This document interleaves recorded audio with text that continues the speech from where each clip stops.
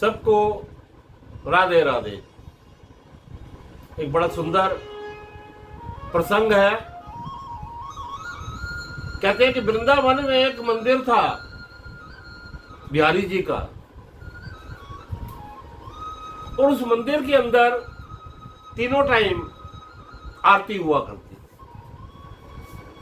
और जब आरती हुआ करती थी तो उसमें एक भक्त, बहुत ही भोला भाला, सच्चा मन से, श्रद्धा वाला, बड़े भाव से जब आरती होती थी तो वो आरती गुनगुनाता था, और घंटा जो ऊपर लगा था वो भी बढ़ जाता था। और उसका जो घंटा बजाने का जो कार्य था और उसके साथ आरती के साथ जो कार्य करने का जो उसका वो था, वो जितने भी वहां पर आरती में शामिल होते थे मंत्र मुक्त हो जाते।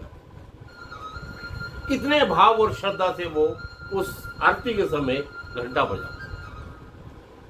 अब उसको वो कार्य करने में, सुबह जो पूजा करता था वो घंटा बजाता था, कोई लंगर बनाता था, तो वो सारे वहां पर कर्मचारी मंदिर में अपनी अपनी तनख्वाह के ऊपर कार्य करते थे।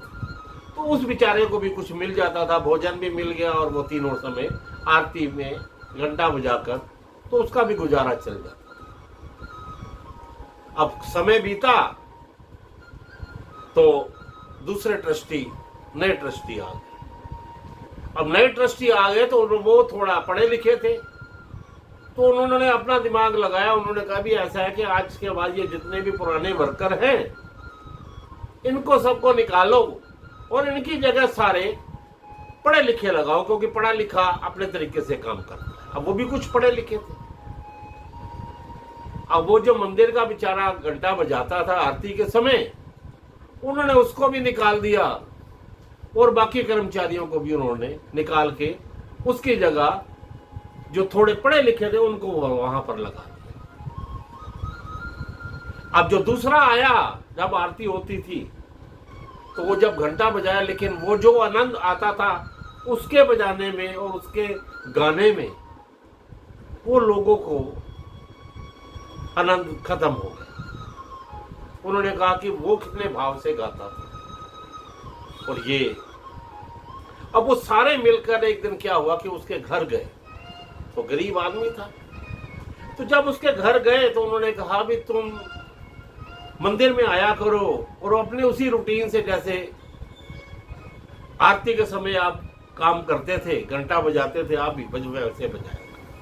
तो वो बेचारा हाथ जोड़कर बोला, देखो अगर मैं भी स्वाभिमानी आदमी हूं, गरीब जरूर हूं, लेकिन मन से, श्रद्धा से सच्चा हूं। मैं अगर वहां जाकर घंटा बजाऊंगा तो वहां के ट्रस्टी सोचेंगे कि हमें दो जगह पेमेंट करनी पड़ेगी, इसको भी देने पड़ेंगे, उसको भी देने पड़ेंगे, तो मैं ऐसे पैसे नहीं ले सकता, मैं नहीं जाऊंगा। तो सबने मिलकर कहा कि तुम नहीं आओगे तो हमारा मंदिर का जो आनंद है आरती का, वो हमें कैसे मिलेगा। तो उन्होंने कहा हम एक काम करते हैं, उसी मंदिर के बाहर तेरे को, आपको, तुम्हारे को एक छोटी सी दुकान खुलवा देते, कुछ नाश्ते पाने की, प्रसाद की, तुम वो दुकान भी चलाते रहो, और जब आरती का समय है तो यहां पर आ जाएगा। उसने कहा ठीक है, जैसे आपकी इच्छा। तो हम सब ने मिलकर उसको एक दुकान सामने खुलवा दी। अब वो जिस समय आरती का समय होता तो आता, फिर वही आनंद आना शुरू हो गया, वही भाव आना शुरू हो गया। आरती के समय वो आता, घंटा बजाता और मंत्र मुक्त सारे हो जाते, और वो भाव से आरती भी गाता और उसका घंटा भी बजाता। बिहारी जी की ऐसी कृपा हुई कि उसकी एक दुकान जो उन्होंने खुलवा के दी थी लोगों ने, 1 से 2, 2 से 4, 4 से 8 बढ़ती चली। फैक्ट्री तक लग गई उसकी, इतने बड़े बड़े वो सेठ बन गया, इतना धनवान हो गया, लेकिन उसने अपना नेम नहीं छोड़ा। तो जो तीनों समय की आरती का समय था वो उसने नहीं छोड़ा। वही सच्चा भाव जो वो पहले भी गाता था वो अब भी गाने लगा, वही गाता था, और वही सारे लोग देखा कि ये कहां से कहां पहुंच गया। तो वो भी जब 10-20 साल बीते तो उसकी जगह भी अब दूसरे ट्रस्टी आ गए। अब वो जो दूसरे ट्रस्टी आए वो भी कुछ पढ़े लिखे थे, उस समय के थे, तो उन्होंने भी सोचा कि ये मंदिर अब थोड़ा जर्जर हो रहा है, इसका लंटर, इसका फर्श, इसकी दीवारें, तो ये सारी वो हो रही है, तो इसका निर्माण कराना चाहिए। तो कल इसका कुछ लोगों से इकट्ठा कर धन, तो उन्होंने कहा सबसे पहले जो मंदिर में जो आकर घंटा बजाता हो, इतना बड़ा सेठ है, इतना धनवान ही है और भाव भी रखता है, सुबह उसके घर चलेंगे। तो वो सभी मिलकर उसके घर गए। तो वो हाथ जोड़कर बैठ गया। तो उन्होंने कहा कि ऐसे ऐसे मंदिर का निर्माण कराना है और धन की आवश्यकता है, तो हम सबसे पहले आपके पास आए। तो उसने एक ही बात बोली कि धन वहां पर कितना चाहिए उस मंदिर के निर्माण। देखो, कल तक गरीब था और आज वो सेठ बन चुका। तो उन्होंने कहा जी 6-7 लाख रुपया खर्चा हो जाए।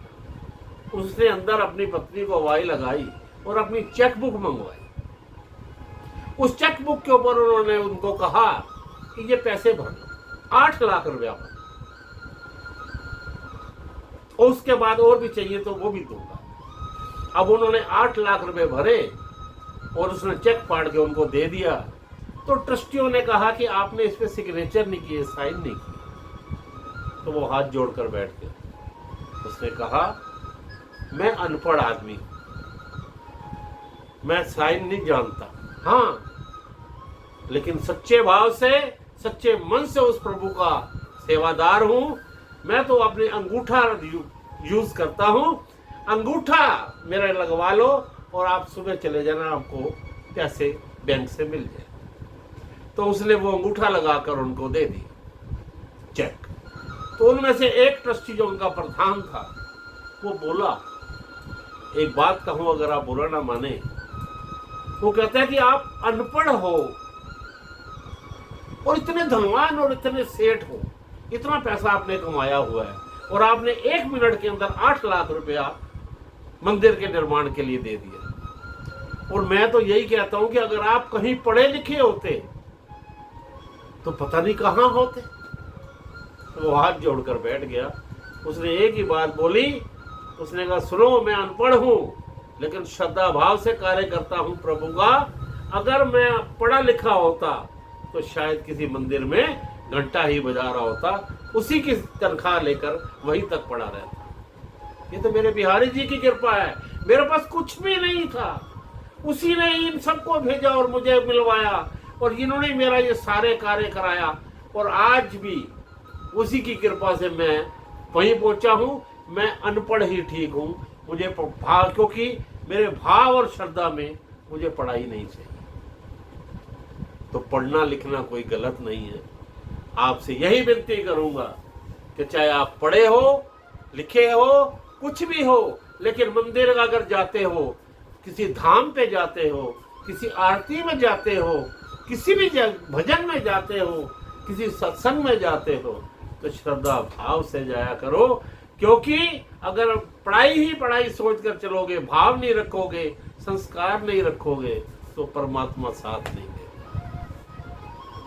परमात्मा वहीं जाता है जहां पर सामने वाला भाव से बात कर रहा है, भाव से प्रसाद चढ़ा रहा है, भाव से भोजन खिला रहा है और भाव से ही उसका सत्संग कर रहा है और भाव से ही उसको भाव सुना रहा है।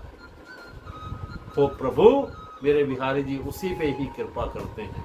तो इसलिए आप बच्चों से भी यही विनती करता हूं कि पढ़ो लिखो जरूर, लेकिन सच्चा मन, सच्ची श्रद्धा और अपना सच्चा भाव अपने साथ जरूर रखना और सदा ही यही गाते रहना। जब भी गाओगे तो सच्चे भाव से गाना, सच्चे मन से गाना। राधा राधा राधा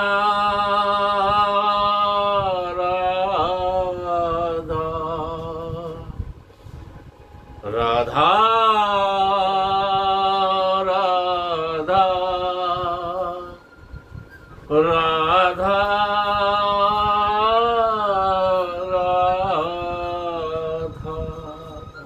ऐसे ही भाव से गाते रहो, तुम्हारे सारे कार्य अपने आप पूर्ण होते चले जाएंगे। सबको राधे राधे।